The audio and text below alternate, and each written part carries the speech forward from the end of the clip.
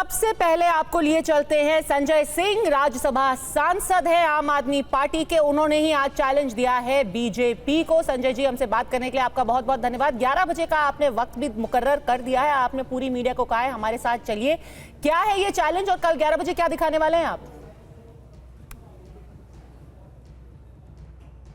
एक दुष्प्रचार किया जा रहा है मुख्यमंत्री आवास को लेके बार बार, और आपने देखा कि किस तरह से 3 महीने में 2 बार मुख्यमंत्री का आवास पहले वहां से सामान निकलवा के बाहर करते हैं, फिर दोबारा अलॉट करते हैं, फिर दोबारा उस अलॉटमेंट को कैंसिल करते हैं। तो एक मजाक बना रखा है। और क्या कहते हैं साहब, कहते हैं इसमें सोने की टॉयलेट लगी हुई है, मिनी बार बना हुआ है, स्विमिंग पूल बना हुआ है।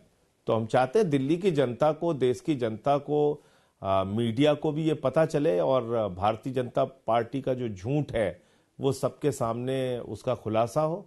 और उसके बाद हम लोग चलते हैं राजमहल जो बन रहा है प्रधानमंत्री जी का सैकड़ों करोड़ में, तो उसको भी चल के देखते हैं। 2700 करोड़ का जो उनका राजमहल बन रहा है, जहां पे सैकड़ों करोड़ की कालीन है, झूमर है, हजारों उनके सूट हैं, जूते हैं, चल के देखते हैं।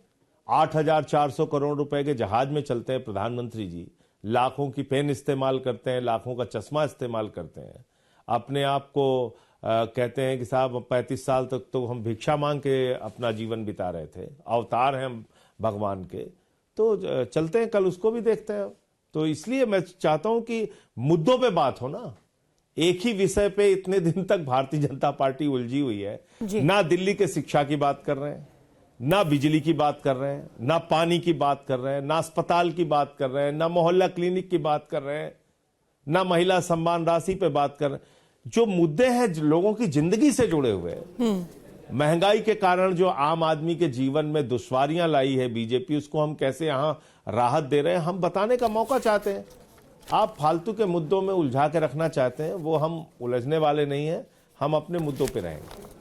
लेकिन जो आप कह रहे हैं बीजेपी का झूठ है, वो सिर्फ बीजेपी के हवाले से ही नहीं है। तो सीएजी रिपोर्ट है जहां पर उन्होंने ये भी कहा है कि जैसे कि टेंडरिंग ठीक तरीके से नहीं की गई है, जिन 5 लोगों को टेंडर के लिए बुलाया गया उन्होंने काम ही नहीं किया है कभी किसी घर में, वो तो सिर्फ स्कूल क्लासरूम्स बनाते हैं, बाकी भी कुछ गड़बड़ियां। तो ये भाजपा नहीं कह रही, ये तो ये सीएजी रिपोर्ट कह रही है कि दाम बढ़ाया गया, करीब 1 करोड़ ज्यादा बढ़ाए गए, कुछ एक्स्ट्रा आइटम्स लाए गए, ये सब तो रिपोर्ट में दर्ज है।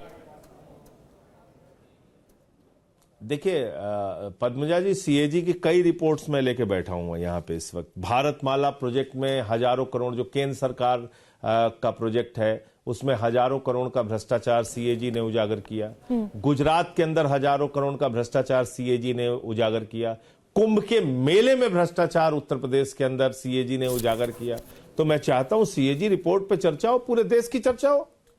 तो इस पे भी आप अपने राजनीति, इस पे भी मैं ये कह रहा हूं, मैं एक रिपोर्ट की चर्चा नहीं करूंगा। मैं तो इस पे भी चर्चा करेंगे आप। जब भारतीय जनता पार्टी चर्चा करने के लिए तैयार हो तो खुल के सारे देश में बीजेपी ने किस तरह से भ्रष्टाचार किया और केंद्र सरकार किस तरह से भारतमाला प्रोजेक्ट से लेकर हर प्रोजेक्ट के अंदर हजारों करोड़ का भ्रष्टाचार कर रही है, इस पे सारे विषय के ऊपर चर्चा हो। आपको जो चीजें सुविधा लगेंगी बीजेपी को, उस पे चर्चा होगी, जो उनके लिए सुविधा नहीं होंगी उस पे चर्चा नहीं होगी। ये तो गलत बात है ना। बीजेपी जब भ्रष्टाचार के खिलाफ बोलती है तो ऐसा लगता है ओसामा बिन लादेन अहिंसा पे उपदेश दे रहा है। वो पार्टी जिसने वाटर घोटाले की बुकलेट जारी की, हेमंत विश्व शर्मा उसके मुख्यमंत्री हैं। वो पार्टी जिसने मुकुल राय और शुभेंदु अधिकारी के खिलाफ प्रदर्शन किया नारदा और शारदा स्कैम को लेके, वो उनके नेता है, लीडर ऑफ अपोजिशन है बंगाल के अंदर। वो पार्टी जिसने 70,000 करोड़ के घोटाले का आरोप प्रधानमंत्री जी ने लगाया अजीत पवार पे, उनको गले लगा के अपना उप मुख्यमंत्री बनाया हुआ है। हसन मुशर्रफ, छगन भुजबल, जो भ्रष्टाचारी पूरे देश के हैं, नारायण राणे, जनार्दन रेड्डी, येदुरप्पा, किसका नाम लूं आपके सामने, बताइए ना। सबको आपने गले लगा के कह दिया कि साहब ये सब गंगा मैया में धुल गए हैं, बिल्कुल पवित्र हो गए हैं। तो ये तो ठीक बात नहीं है। जो आपके साथ भ्रष्टाचारी आ जाए वो राजा हरिश्चंद्र है, और जो दूसरी पार्टियों में है वो सारे लोग भ्रष्टाचारी हैं। ये बिल्कुल गलत बहस है और हम चाहते हैं कि इन सारे विषयों पे खुल के बहस हो। ठीक है, सारे विषयों पे होनी भी चाहिए। उम्मीद है कि कल जो शीश महल वाला चैलेंज है उसमें भी अब दिख जाएगा कि आखिरकार फ्लैगस्टाफ रोड में जो मुख्यमंत्री आवास है क्या है उसके अंदर की सच्चाई। पर आज जो आपने कैंपेन सॉन्ग अपना रिलीज किया है उसमें आपने कहा था कि बड़े सारे मुद्दे हैं जिनको लेकर के आम आदमी पार्टी चुनाव में जाएगी, लेकिन उस वीडियो में तो सिर्फ अरविंद जी का ही चेहरा छाया रहा है। बाकी लोगों को क्या हुआ, मुद्दों का क्या हुआ? बिल्कुल, इसमें हर चुनाव का एक दूल्हा होता है, तो इस चुनाव के दूल्हे आम आदमी पार्टी की ओर से अरविंद केजरीवाल हैं। हम तो पूछ रहे हैं बीजेपी वालों, बताओ तुम्हारा दूल्हा कौन है, किसको आप मुख्यमंत्री बनाना चाहते हैं? तो बीजेपी के पास उसका कोई जवाब नहीं है। तो इसमें कहीं कोई संशय है नहीं।